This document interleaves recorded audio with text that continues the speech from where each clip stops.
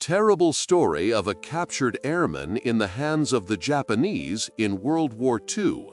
So traumatized was Flight Sergeant Bill Tate by his 2 years as a Japanese prisoner of war that 50 years passed before he could recount the horror to his son.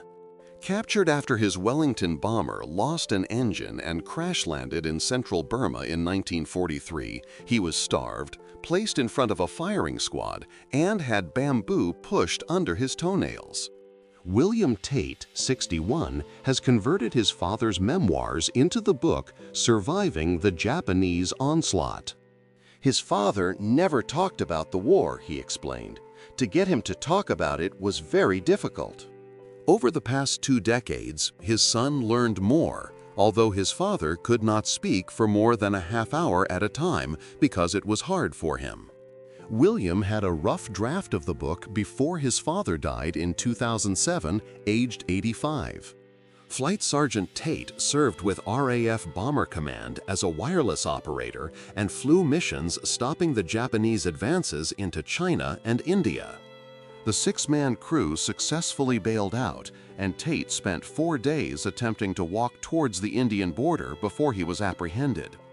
Resisting, he was beaten and sent to the POW camp at Rangoon Jail.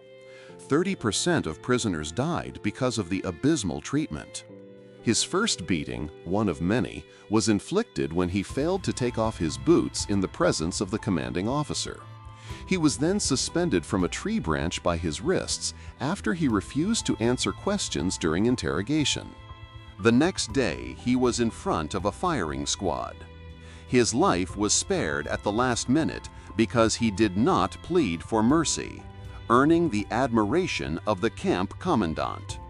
Daily beatings by the guards were not unusual, often because a POW had bowed imperfectly or used the incorrect word. His first month was spent in solitary confinement, during which time he was lashed and tortured twice.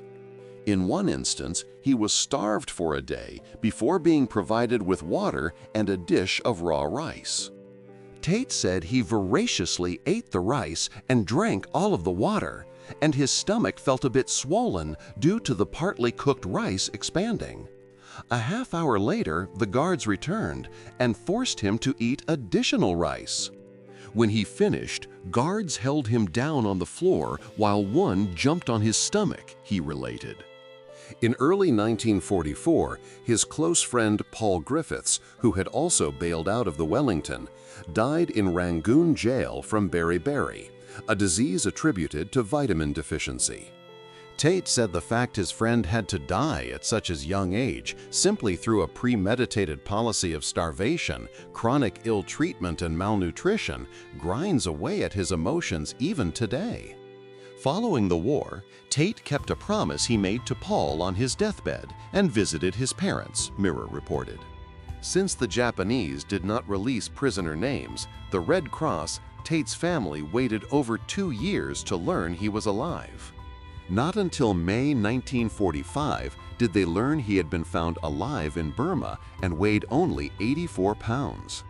Even now, William has trouble reading his father's story because it is so upsetting. But he does want the rest of the family, including nephews and nieces, to be aware of what happened to him. Even after all these years, the horrors endured by Flight Sergeant Bill Tate remind us of the unimaginable courage and resilience of those who faced the darkest days of World War II. His story, preserved through his son's efforts, ensures that we never forget the sacrifices made by men like him. If you want to uncover more untold stories from World War II, subscribe to the channel and join us on this journey through history.